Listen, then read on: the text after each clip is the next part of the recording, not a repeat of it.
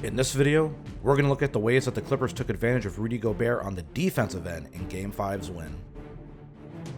The ways that the Clippers have been trying to take advantage of Rudy Gobert on the defensive end are actually interesting to watch. They've gone small and it's stretched him out and forced him into rotations he's not used to, and they've played off of those tendencies.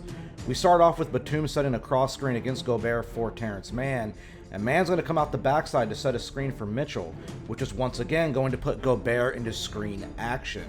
When Jackson comes downhill, Gobert's in drop coverage, and Jackson knows that Gobert isn't going to corral him. Gobert should be further up on Jackson. He's not, and Jackson's able to make the floater.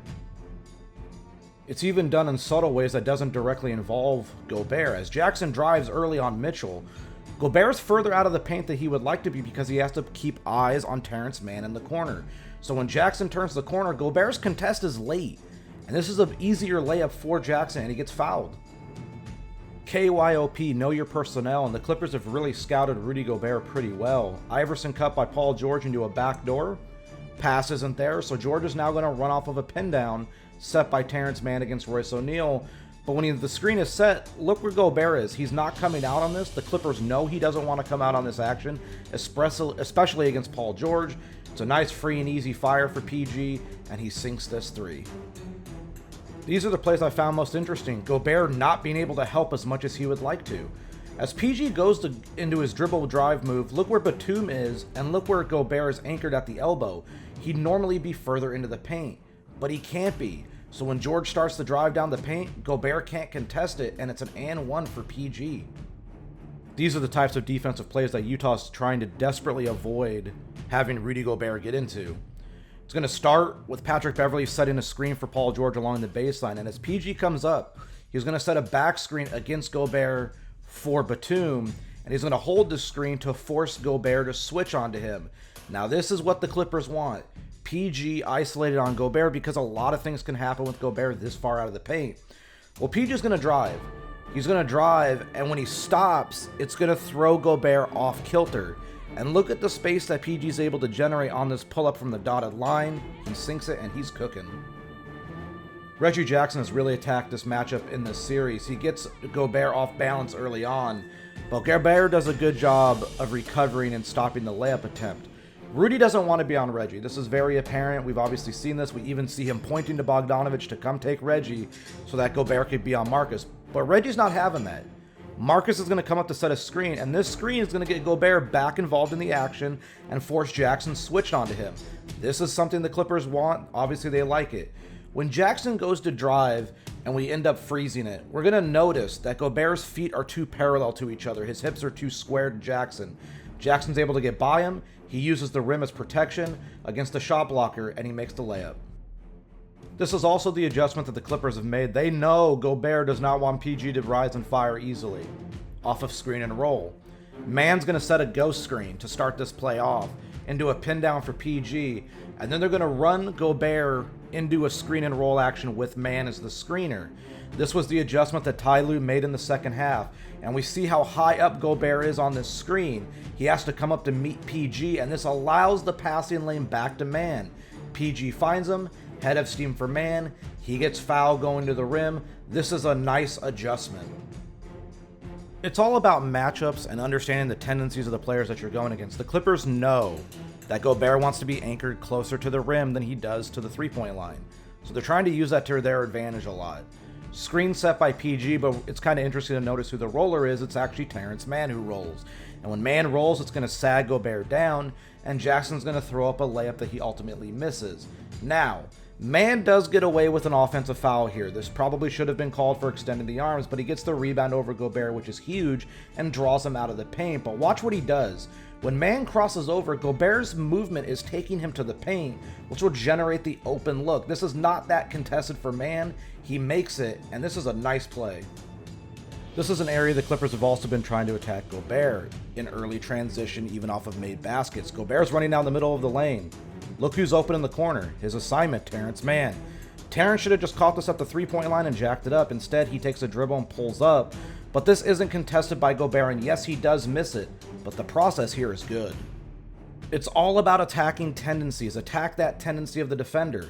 As Jackson gets downhill, look where Gobert gets pulled down into. And who does that leave open? Batum on the wing. These are easy reads that are made easier by a defender who collapses. This is such a beautiful set and a beautiful play design by Ty Lue. This is probably one of the best sets you'll see out of the Clippers in Game 5. It looks like a double away series for Paul George to pin down off of, and Gobert stuck in the paint. The first screen's going to be coming from Terrence Mann, but watch what happens. Mann is the popper, and Batum is walking Gobert down, which will free Mann up on the wing. He's wide open, no defender within a mile of him. He makes this three. This is an incredible set. This is the kind of stuff, this play right here, even on a miss, that the Clippers are doing to make life tough on Utah and Rudy Gobert. He's pointing to Joe Ingles to go take Batum, and Ingles looks confused, and Gobert literally pushes him to the wing to take Batum. And now Gobert is going to communicate with Mitchell to take Kennard, and even literally pushes him towards Luke Kennard so that Gobert could be the low man. When George drives, Gobert starts his rotation over because he can't help himself. Everything he's told about himself tells him to protect the rim, and George is going to find Beverly open in the corner as a result. This is not a contest. This is not even really that much of a closeout. Beverly misses the shot, but these are the advantages the Clippers have. This is beautiful basketball and taking advantage of a situation. Look where Gobert is in the paint. He has the opportunity and defensive assignment of guarding Nicholas Batum. When George drives, look where Gobert is. And what's that mean? Batum's open in the corner, but that's not all. This is actually interesting to watch. As Batum catches, they catch the Jazz in what is considered to be rotation. They rotate the ball up the floor. Clarkson's late on this closeout and gives one of the dumbest closeouts I've ever seen in NBA history. Jackson's open, he fires away, and now the Clippers lead by 7 with under 8 minutes to go. And this is where the Clippers are really taking advantage of Rudy Gobert, because he doesn't want to come out of the paint, and they know he wants to stay anchored closer to the rim, so it's going to leave guys open who absolutely should not be left open for any duration of time.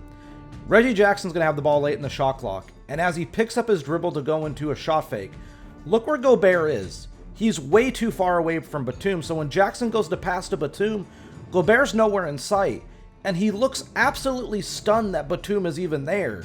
Batum gets the free fire from 3, and he makes this one. You want to talk about smarts? Reggie Jackson has it just in droves. High screen by Morris, and look who the drop defender is. Yes, it's Gobert. Jackson's going to drive downhill and force the switch. Now he's pulled Rudy out. And like we talked about earlier in the video, this is the matchup Jackson's comfortable with. So when he goes into his hot back to go into his gather to potentially take a 3, look at how this pulls Rudy out. He jumps towards Jackson, and Jackson's going to attack that lead foot. Gets into the body of the shot blocker, which you absolutely have to do. Goes off the wrong foot with the wrong hand to catch Rudy by surprise, and finishes with a lovely, lovely layup. Remember, we care about the process here more than results. Results do matter, obviously, it's the postseason, but process matters a little bit more. As we see here when PG's coming down off this flare screen, Gobert's into the paint. So now you're going to put Gobert into the action with Mann as the handoff. But watch what Reggie does. No. Come back here. I want Rudy back on me. I'm having success in this matchup. Bring him back, Terrence. Terrence brings it back and sets the screen. But watch what happens with Rudy. He starts immediately going back because he's fearful of the drive. Jackson's shown it to him a ton. He's always fearful. Jackson gets an easy 3-point look. He misses, but this is great process. Now here's the problem that Utah has ran into. Pin down set by Terrence Mann for PG. And PG's going to come off of this and attack downhill. He loses the ball. And this is also where Rudy's at his most dangerous. This close to the rim, stagnant against an offensive player. This is where he's most dangerous. Gobert points to O'Neal to take George. Rudy doesn't want to be in this action, nor should he. And now begins the interesting part. This is the problem for Utah. Donovan Mitchell's yelling ice to ice the screen. PG is going to reject the screen and go towards Gobert in the paint, who's sagged at the rim, which means what? Terrence Mann is open in the corner. PG is going to make the pass to Terrence.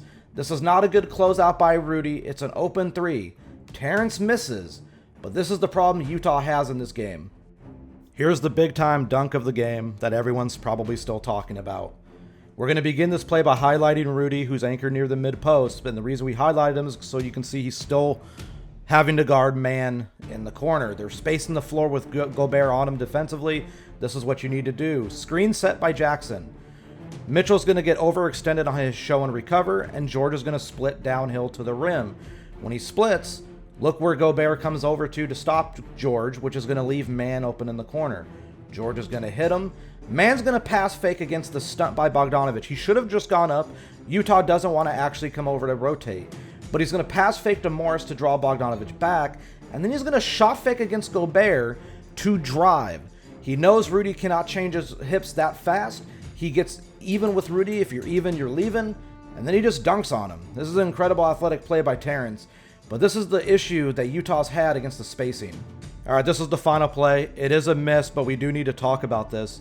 And I do want to finish this video by saying this isn't Rudy Gobert's fault. He has to play. He's been leaps and bounds better than any defender on the team. But, you know, there's issues. High screen set by Jackson. Gobert's anchored in the corner against Batum, as we're going to see.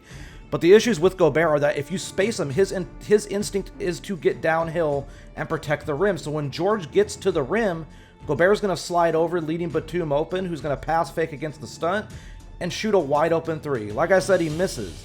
But Gobert's being stretched very thin here. It's not his fault, but the Clippers are taking massive advantage of it.